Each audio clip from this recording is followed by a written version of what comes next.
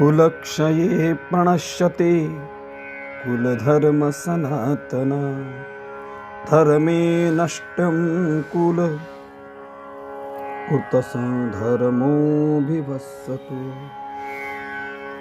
भगवान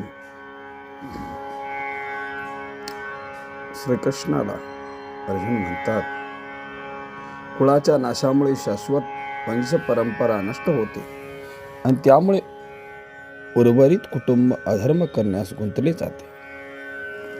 धार्मिक परंपरेबद्दल अनेक तत्वे वर्णाश्रमा संस्थेच्या पद्धतीने सांगण्यात आली आहे। कुटुंबातील व्यक्तीचे योग्य संवर्धन होऊन त्यांना आध्यात्मिक मूल्याची प्राप्ती होण्यास मदत होते। जन्मापासून ते मृत्यूपर्यंत होणाऱ्या सर्व पवित्र संस्कारासाठी कुटुंबातील ज्येष्ठ व्यक्ती जबाबदार असतात।